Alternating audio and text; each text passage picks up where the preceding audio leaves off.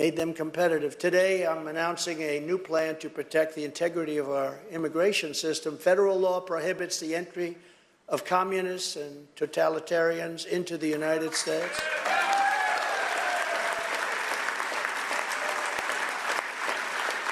But my question is, what do we do with the ones that are already here that grew up in it? I think we have to pass a new law for them.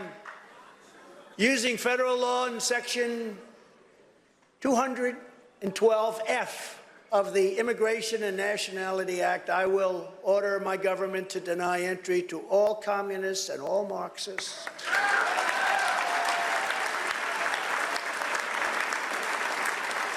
Those who come to and join our country must love our country. We want them to love our country. We don't want them when they want to destroy our country. Welcome to America. We want to destroy your country. Thank you very much. So we're going to keep foreign Christian-hating communists, Marxists, and socialists out of America. We're keeping them out of America.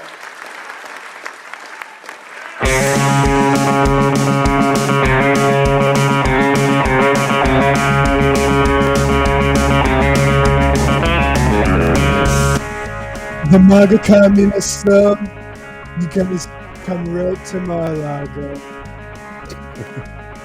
We got some great fun planned for y'all. Hey, y'all. Matt Leck here, David Griscom, episode 124 of Left Reckoning. How you doing, David? I'm doing good, brother. Dark, dark day for the MAGA communist morons. To see the or is it a confirmation? Or is it a confirmation that actually everything is been going perfectly and we got Trump right where we want him? He needs to get to the bottom before we need to break him down before we can build him back up into this Napoleonic champion of communism that we all know that he really deep down essentially is. But folks, we got a good show. Speaking of those guys, I think probably busy taking down their Prigozhin merchandise. We have some interesting stuff happened in Russia recently that we're going to get to. But before we get to that and have Yasha Levine on, let's talk about it. That happened, and Rick Scott is trying to surf the same wave. Here he is. Let's just get a little taste of him. Senator Rick Scott here. Let me give you a travel warning. If you're a socialist, communist, somebody that believes in big government, I would think twice. Think twice if you're thinking about taking a vacation or moving to Florida. We're the free state of Florida. We actually don't believe in socialism. We actually know people, and some people in our state lived under it. We know people lived under socialism. It's not good. It's not good for anybody. So if you're thinking about it, if you think about coming to Florida and you're a socialist or communist, think twice. We like freedom, liberty, capitalism, things like that.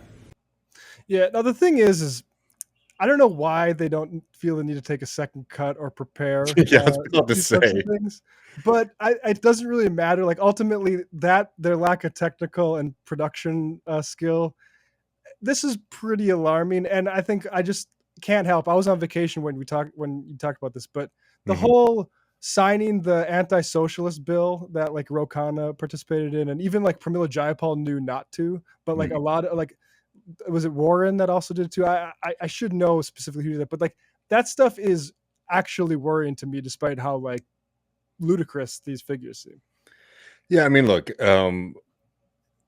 there's a part of this that this is just good old American tradition, but remember that things can slide really quickly. I mean, looking for example at like opinion poll and look at something that folks thought was settled, like gay marriage in this country. Look how quickly the right has been able to whip up their base in a frenzy about it. I wouldn't sit too comfortable and think that there's no potential of there ever being a kind of backslide on civil and political rights for people.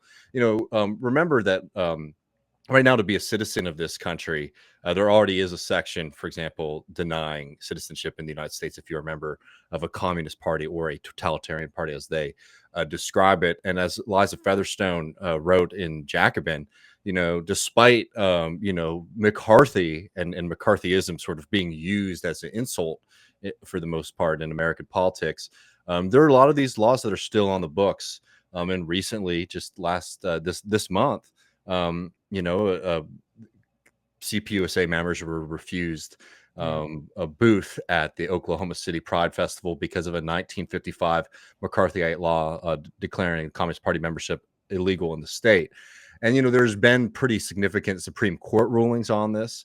But in this country, there are still a lot of these old anti-communist laws that are on the books, anti-communist, anti-socialist, in states like New Hampshire, Pennsylvania, Alabama, California, Washington, Florida, Georgia, Illinois, Tennessee, and Virginia.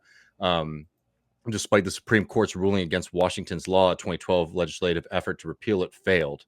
So there's not only a tradition of it, there's a lot of things that are just sort of sitting there that just have been unused for a prolonged period in American politics and history. So look, I don't think it's worth getting breathless about this kind of stuff, obviously, but also I don't think it's appropriate or correct to tell people to not be worried, for example, about this kind of increase in rhetoric, as funny as it is when Trump is trying to remember what code he's going to use.